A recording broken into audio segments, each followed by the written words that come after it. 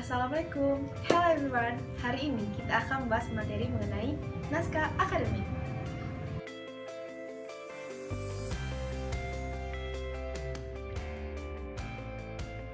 Jadi, naskah akademik itu apa ya?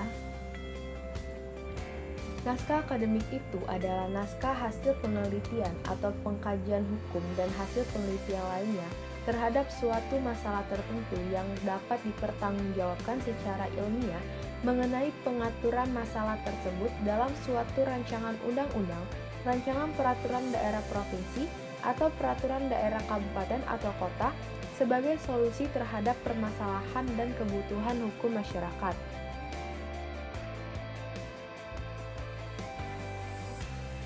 Lalu, apa sih kegunaan naskah akademik?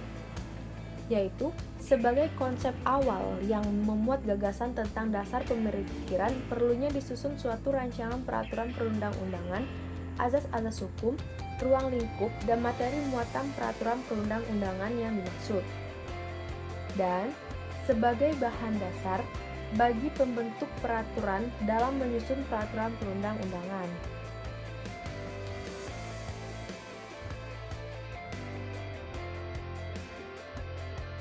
Tujuan pembuatan naskah akademik 1. Memudahkan pengambil kebijakan dalam menentukan kebijakan. 2. Memudahkan perencanaan. 3. Memudahkan legal drafter dalam merumuskan norma-norma peraturan yang akan dibuat. 4. Sebagai bahan yang menunjukkan bahwa peraturan yang akan dibuat sudah memiliki kesiapan karena didukung dengan kajian dan data serta informasi yang memadai. Apa sih urgensi naskah akademik dalam penyusunan peraturan perundang-undangan? Keberadaan naskah akademik sangat urgent dalam pembentukan sebuah peraturan perundang-undangan. Naskah akademik memaparkan alasan-alasan, fakta-fakta, atau latar belakang tentang hal-hal atau suatu masalah yang mendorong disusunnya suatu peraturan perundang-undangan, sehingga dengan adanya naskah akademik, pembentuk peraturan perundang-undangan dapat menilai sejauh mana urgensi suatu masalah untuk diatur dalam peraturan perundang-undangan yang akan dibuat. Keberadaan naskah akademik dapat proses pembentukan peraturan perundang-undangan sangat strategis, yakni sebagai tolak ukur sejauh mana urgensi peraturan perundang-undangan itu dibuat dan apakah peraturan perundang-undangan yang akan dibuat tersebut mampu menjawab kebutuhan hukum masyarakat. Teknik penyusunan naskah akademik. Teknik penyusunan naskah akademik telah diatur dalam Undang-Undang Nomor 12 Tahun 2011 yang tertuang di dalam lampiran 1 yang merupakan bagian yang tidak dapat terpisahkan dari undang-undang tersebut sebagai pedoman baku penyusunan naskah akademik. Sistematika naskah akademik. Judul, kata pengantar, daftar isi, bab 1 pendahuluan, bab 2 kajian teoritis dan praktik empiris, bab 3 evaluasi dan analisis peraturan perundang-undangan terkait, bab 4 landasan filosofis, sosiologis dan yuridis, bab 5 jangkauan, arah pengaturan dan ruang lingkup materi muatan undang-undang, peraturan daerah provinsi atau peraturan daerah kabupaten atau kota. Bab 6 penutup, daftar pustaka, lampiran, rancangan peraturan perundang-undangan.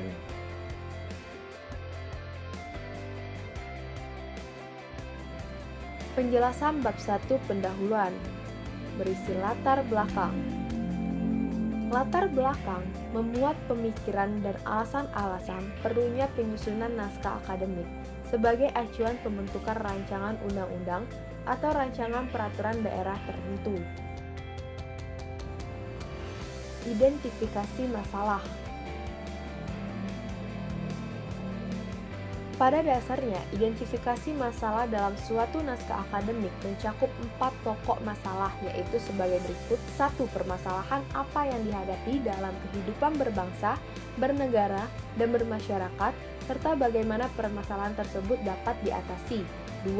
Mengapa perlu rancangan undang-undang atau rancangan peraturan daerah sebagai dasar pemecahan masalah tersebut, yang berarti membenarkan pelibatan negara dalam penyelesaian masalah tersebut. 3. Apa yang menjadi pertimbangan atau landasan filosofis, sosiologis, yuridis pembentukan rancangan undang-undang atau rancangan peraturan daerah. 4. Apa sasaran yang akan diwujudkan, ruang lingkup pengaturan, jangkauan, dan arah pengaturan. Tujuan dan kegunaan kegiatan penyusunan naskah akademik. Tujuan penyusunan naskah akademik dirumuskan antara lain: 1. Merumuskan permasalahan yang dihadapi dalam kehidupan berbangsa, bernegara, dan bermasyarakat, serta cara-cara mengatasi permasalahan tersebut. 2. Merumuskan permasalahan hukum yang dihadapi sebagai alasan pembentukan rancangan undang-undang atau rancangan peraturan daerah sebagai dasar hukum penyelesaian atau solusi permasalahan dalam kehidupan berbangsa, bernegara, dan bermasyarakat. 3. Merumuskan pertimbangan atau landasan filosofis, sosiologis, yuridis, pembentukan rancangan undang-undang atau rancangan peraturan daerah. 4. Merumuskan sasaran yang akan diwujudkan, ruang lingkup pengaturan, jangkauan, dan arah pengaturan dalam rancangan undang-undang atau rancangan peraturan daerah. Gunaan kegiatan penyusunan naskah akademik adalah sebagai acuan atau referensi penyusunan dan pembahasan rancangan undang-undang atau rancangan peraturan daerah. Metode penelitian. Metode yuridis normatif dilakukan melalui studi pustaka yang menelaah data sekunder yang berupa peraturan perundang-undangan, putusan pengadilan, perjanjian, kontrak atau dokumen hukum lainnya, serta hasil penelitian, hasil pengkajian, dan referensi lainnya.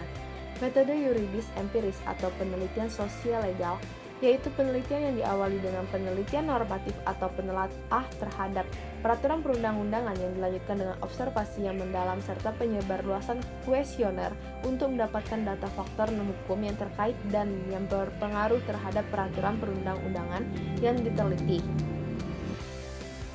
Penjelasan bab 2 kajian teoritis dan praktis empiris. Bab ini memuat kajian teoritis, kajian terhadap azas prinsip yang terkait dalam penyusunan norma, kajian terhadap praktik penyelenggaraan, kondisi yang ada, serta permasalahan yang dihadapi masyarakat, kajian terhadap implikasi, penerapan sistem baru yang akan diatur dalam undang-undang atau peraturan daerah terhadap aspek kehidupan masyarakat, dan dampaknya terhadap aspek beban keuangan negara.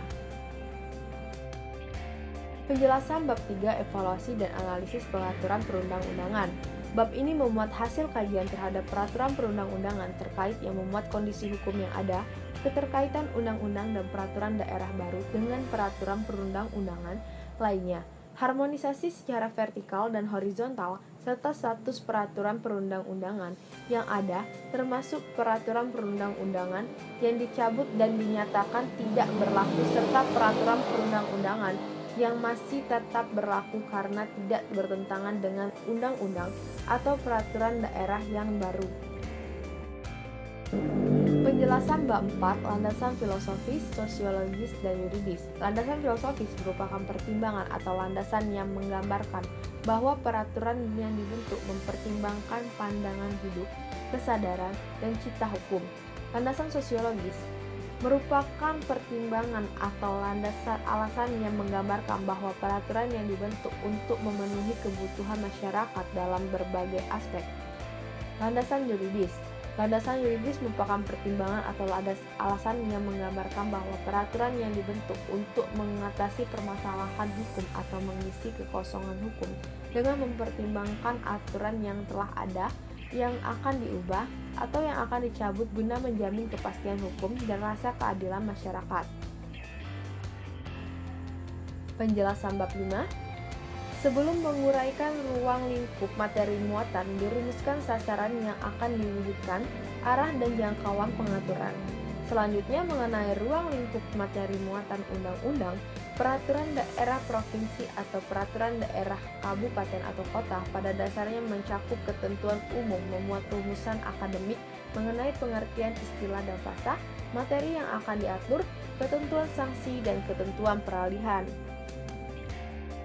Penjelasan bab 6 penutup. Bab penutup terdiri atas subbab simpulan yang memuat rangkuman pokok pikiran yang berkaitan dengan praktik penyelenggaraan pokok elaborasi teori dan asas yang telah diuraikan dalam bab sebelumnya.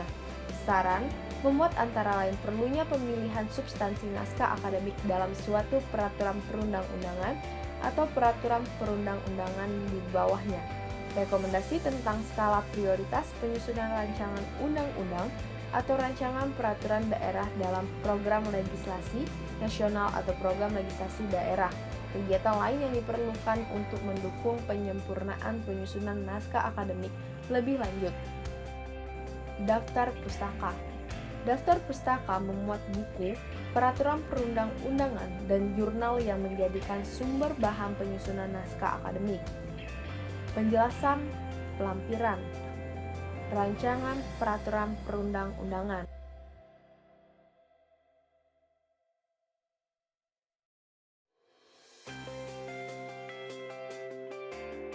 Nah, jadi udah paham kan materi mengenai naskah akademik? Berarti hari ini sampai sini dulu ya. Bye! Oh iya, jangan lupa ya, like, comment, and subscribe!